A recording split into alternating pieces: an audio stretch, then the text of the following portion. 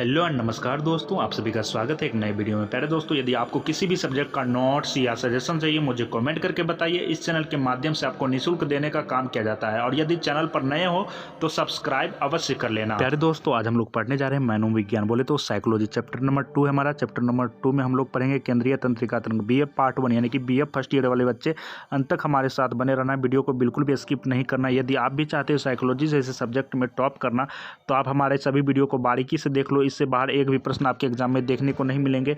ये हमारा 100% दावा है दोस्तों, ये हमारा 100% दावा है। तो आप हमारे सभी वीडियो को बारीकी से देख लो। पेपर नंबर 1 है केंद्रीय तंत्रिका तंत्र। मैं वही प्रश्न लेके आता हूँ जो आपके एग्जाम में पिछले 5 वर्षों से पूछे जा रहे हैं। कुछ विद्यार्थियों का कमेंट आ रहा है सर सब्जेक्टिव प्रश्न लेके आओ, तो सब्जेक्टिव प्रश्न लेके भी मैं बहुत जल्द आ रहा हूँ। ठीक है, सब्जेक्टिव प्रश्न लेके भी मैं बहुत जल्द आ रहा हूँ। उनका सेटअप तैयार हो चुका है, उनके सारे चैप्टर तैयार हो चुके हैं। तो आप सभी को अब ज़्यादा घबराने की बात नहीं है। तंत्रिका तंत्र को क्या कहते हैं? तंत्रिका तंत्र को कहते हैं कौन? संचालक। तंत्रिका तंत्र को संचालक कहते हैं। Option number C is the right answer. तंत्रिका तंत्र को हम लोग संचालक कहते हैं। Option number C is the right answer. इसके बाद तंत्रिका कोश। तंत्रिका कोश यानी कि न्यूरॉन के कितने भाग हैं? न्यूरॉन के कितने भाग हैं? तो कुल मिला के 3 भाग हैं। Option number A is the right answer. ठीक है, इसके बाद नेक्स्ट प्रश्न है हमारा कि यहाँ पर देख रहे हैं आप सभी, निम्नलिखित में कौन न्यूरॉन का भाग नहीं है? आपके सामने कुल मिला के 4 ऑप्शन दिए गए हैं, इनमें कौन न्यूरॉन का भाग नहीं है? तो सेतु जो है वो न्यूरॉन का भाग नहीं है। परंतु जब शिखा तंतु की बात हो, कोशिका शरीर की बात हो, मुख्य तंतु की बात हो तो ये न्यूरॉन का भाग है। तो न्यूरॉन का कौन कौन भाग है? शिखा तंतु, कोशिका शरीर, मुख्य तंतु। मुख्य तंतु, कोशिका शरीर, शिखा तंतु, तो ये तीनों जो है वो न्यूरॉन का भाग है। परंतु सेतु हमारा न्यूरॉन का भाग नहीं है। इसके बाद नेक्स्ट प्रश्न देख लेते हैं यहाँ पर। ठीक है, तंत्रिका कोश की आवेग गति के आधार पर, तंत्रिका कोश की जो आवेग गति है उसके आधार पर तंत्रिका कोश को 3 भागों में बांटा गया है। ठीक है, निम्नलिखित में इसमें जो है टाइप दौर शामिल नहीं है। तो option number D is the right answer. प्यारे दोस्तों, ये प्रश्न देख लीजिए, काफ़ी प्यारा सा प्रश्न है। बृहद मस्तिष्क की केंद्रीय दरार की खोज की थी किसने? बृहद मस्तिष्क की जो केंद्रीय दरार है इसके खोजकर्ता कौन थे? तो रेलोंडो ने इसकी खोज करी थी। Option number A is the right answer है हमारा। प्यारे दोस्तों, इसके बाद नेक्स्ट प्रश्न देख लेते हैं हम लोग। क्वेश्चन नंबर 6 क्या कर रहा है? केंद्रीय स्नायु मंडल के निम्नलिखित भागों में से कौन, केंद्रीय स्नायु मंडल के निम्नलिखित भागों में से कौन शरीर में संतुलन बनाए रखने के लिए उत्तरदायी है? हमारे शरीर को कौन संतुलित बना के रखते हैं? कौन हमारे शरीर के को बिगड़ने नहीं देते? कौन हमारी मन की दशा को हमेशा संतुलन में रखते हैं, मन की दशा को बिगड़ने नहीं देते? मान के चलो कुछ बच्चे ऐसे भी होते हैं, क्लास जाते ही एकदम शुरू हो जाते हैं तो कहीं ना कहीं उसका संतुलन थोड़ा सा खो जाता है।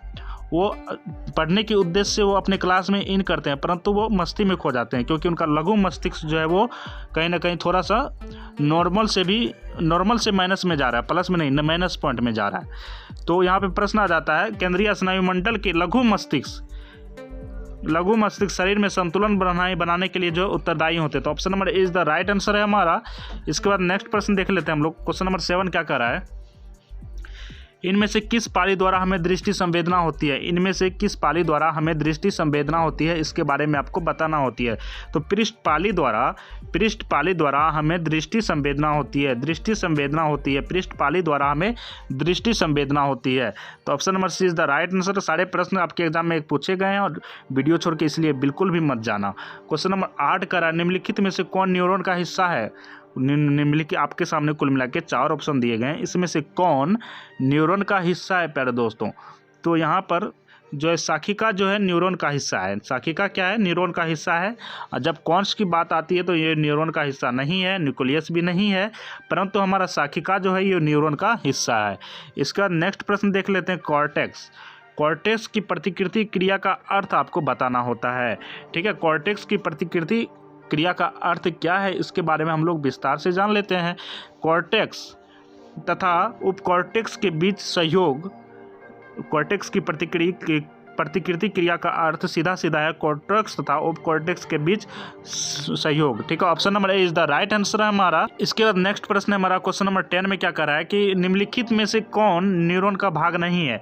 आपके सामने कुल मिला के 4 ऑप्शन दिए गए हैं, इसमें से कौन न्यूरॉन का भाग नहीं है? प्यारे दोस्तों, तो इसका आंसर आप को करना होता है कौन जो है न्यूरॉन का भाग नहीं है। कौन जो है न्यूरॉन का भाग नहीं है, परंतु यहाँ पर न्यूक्लियस, शाखिका, एक्सॉन, ये सभी न्यूरॉन के भाग हैं, ठीक है। इसके बाद प्यारे दोस्तों यहाँ पर देख लेते हैं हम लोग नेक्स्ट प्रश्न।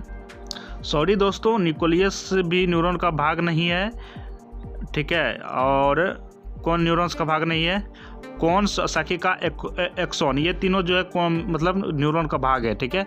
नेक्स्ट प्रश्न देख लेते हैं। कुछ देखिए क्या होता है ना कि आपके बुक में भी कुछ क्वेश्चन के जवाब गलत दिए गए हैं, तो इसमें हमारी गलती नहीं होती है, हम लोग काफ़ी सोच विचार के लाते हैं आप सभी के सामने सारे प्रश्न के उत्तर। थैलेमस निम्नलिखित में से किसका भाग होता है, थैलेमस जो है निम्नलिखित में से किसका भाग होता है, इसके बारे में आपको बताना होता है। तो अग्र मस्तिष्क का भाग होता है, थैलेमस जो है अग्र मस्तिष्क का भाग होता है, थैलेमस अगर मस्तिष्क का भाग होता है। तो option number is the right answer है हमारा। इसका नेक्स्ट प्रश्न देख लेते हैं। निम्नलिखित में से कौन स्नायु कोष का भाग है, स्नायु कोष का भाग है, निम्नलिखित में से कौन स्नायु कोष का भाग है। तो डेंड्राइट्स जो है वो स्नायु कोष का भाग है, बाकी बात जो है ये सभी स्नायु कोष का भाग नहीं है, परंतु डेंड्राइट्स जो है वो स्नायु कोष का भाग है। Option number C is the right answer हमारा। क्वेश्चन नंबर 13 देख लीजिए। मस्तिष्क के निम्नलिखित भागों में से कौन, मस्तिष्क के बहुत सारे भागों में से कौन दृष्टि प्रत्यक्षण के लिए उत्तरदायी होता है, दृष्टि प्रत्यक्षण करने के लिए उत्तरदायी होता है। तो सब्जेक्टिव प्रश्न में हम लोग एक एक पॉइंट को काफ़ी गहराई से पढ़ेंगे, काफ़ी अच्छे ढंग से पढ़ेंगे, बारीकी से पढ़ेंगे, परंतु यहाँ ऑब्जेक्टिव में आप सभी को रट्टा मारना होता है, ठीक है, बिल्कुल रट जाना है। तो यहाँ पर देख सकते हैं पार्श्विक खंड, ठीक है, पार्श्विक खंड, option number C is the right answer. दृष्टि प्रत्यक्षण के लिए जो है उत्तरदायी है कौन, पार्श्विक खंड है, ठीक है, पार्श्विक खंड है। इसके बाद नेक्स्ट प्रश्न हमारा प्यारे दोस्तों। केंद्रीय दरार निम्नलिखित में से किसे दो भागों में विभाजित करती है। रेनाल्डो ने इसकी खोज करी थी, परंतु इसे ये किसको दो भागों में विभाजित करती है, बांटती है। तो इसका आंसर हो जाता है लघु यानी कि 16 का बृहद मस्तिष्क को, ठीक है। ये जो है केंद्रीय दरार जो है बृहद मस्तिष्क को दो भागों में बांटती है, बृहद मस्तिष्क को क्या करती है, दो भागों में बांट देती है, कौन, तो बृहद मस्तिष्क। इसके बाद क्वेश्चन नंबर 15 का जिस स्थान पर एक न्यूरॉन की शाखाएं दूसरे न्यूरॉन के एक्सॉन से मिलती है उसे हम लोग क्या कहते हैं, इसके बारे में आपको बताना होता है प्यारे दोस्तों। तो संधि स्थल कहते हैं, क्या कहते हैं, संधि स्थल। जिस स्थान पर एक न्यूरॉन की शाखाएं दूसरे न्यूरॉन के एक्सॉन से मिलती है उसे हम लोग संधि स्थल कहते हैं। संधि स्थल में क्या होता है कि एक न्यूरॉन की शाखाएं दूसरे न्यूरॉन के एक्सॉन से मिलती है, इसलिए इसे हम लोग संधि स्थल के नाम से जानते हैं। Option number B is the right answer है हमारा। इसके बाद नेक्स्ट प्रश्न है। मनुष्यों में तंत्रिका आवेग की गति सामान्यतः होती है, मनुष्यों में तंत्रिका आवेग की गति जो है सामान्यतः कितनी होती है। तो आपको यहाँ पे बताना होता है कुल मिला के 100 मीटर प्रति सेकंड, 100 मीटर प्रति second. Option number A is the right answer. मनुष्यों में तंत्रिका आवेग की गति सामान्यतः होती है 100 मीटर प्रति second. Option number A is the right answer हमारा प्यारा दोस्तों। और अभी तक चैनल पर नए हो तो सब्सक्राइब कर लेना। बात रहा पीडीएफ का, तो पीडीएफ हमारे टेलीग्राम में आपको बिल्कुल निःशुल्क में दिए जाते हैं, तो डिस्क्रिप्शन में लिंक है टेलीग्राम का, तो आप सभी को टेलीग्राम भी आवश्यक रूप से ज्वाइन कर लेना है। इसके बाद नेक्स्ट प्रश्न देख लेते हैं। सवाल नंबर 17 है। निम्नलिखित में किसे केंद्रीय तंत्रिका तंत्र का भाग नहीं माना जाता है, किसे केंद्रीय तंत्रिका तंत्र का भाग नहीं माना जाता है। तो यकृत को जी हाँ, यकृत यानी कि लीवर बोले तो लीवर को जो है केंद्रीय तंत्रिका तंत्र का भाग नहीं माना जाता है, परंतु हाइपोथैलेमस, मेडुला, सेतु, इन तीनों को जो है तंत्रिका तंत्र का भाग, केंद्रीय तंत्रिका तंत्र का भाग माना जाता है। और हमारा टॉपिक रहा आज का केंद्रीय तंत्रिका तंत्र। तो केंद्रीय तंत्रिका तंत्र का कौन कौन भाग है, हाइपोथैलेमस, मेडुला, सेतु, परंतु यकृत बोले तो लीवर जो है केंद्रीय तंत्रिका तंत्र का भाग नहीं है। तो option number D is the right answer. इसके बाद सुषुम्ना से मेरुदंडीय तंत्रिकाओं के कुल कितने जोड़े निकलते हैं, तो प्यारे दोस्तों option number B is the right answer. 32 जोड़े निकलते हैं। यहाँ पे बात आती है सुषुम्ना यदि आप जागृत कर लेते हो तो आपके अंदर एक कुछ अलग प्रकार का रिसाव होगा, आप आनंद विभोर हो जाओगे। तो ये जो है ये मतलब कहीं ना कहीं ये मेडिटेशन से जुड़ा हुआ है। यदि आप मेडिटेशन काफ़ी हद तक करते हो तो फिर आपके अंदर ये जो है जगने की 100% चांसेस हो जाती है। तो मेडिटेशन जो है सभी को करना चाहिए सुषुम्ना नाड़ी को जगाने के लिए। तो प्यारे दोस्तों नेक्स्ट प्रश्न है हमारा क्वेश्चन नंबर 19। अग्रांकित में किसे मस्तिष्क का भाग नहीं कहा जाता है। तो प्यारे दोस्तों इसका आंसर हो जाता है प्रक्रियाज अग्रांकित में किसे मस्तिष्क का भाग कहा जाता है? हाइपोथैलेमस को, थैलेमस को, सेतु को, परंतु प्रक्रियाज को नहीं कहा जाता है। तो ऑप्शन नंबर डी राइट है हमारा। इसके बाद क्वेश्चन नंबर 20, ये आखिरी प्रश्न है हमारा आज के वीडियो का। स्नायुमंडल की सबसे छोटी इकाई निम्नांकित में किसे कहा जाता है? स्नायुमंडल की सबसे छोटी इकाई निम्नांकित में किसे कहा जाता है? तो न्यूरॉन को कहा जाता है। स्नायुमंडल की सबसे छोटी इकाई शाखिका है, कोश शरीर है, एक्सोन है, परंतु न्यूरॉन नहीं है हमारा।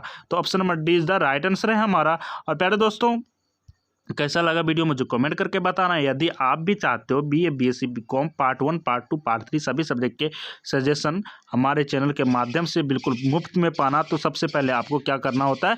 सब्सक्राइब कर लेना है। तो मिलते हैं नेक्स्ट वीडियो में। Thanks for watching, bye bye, take care, Jai Hind दोस्तों।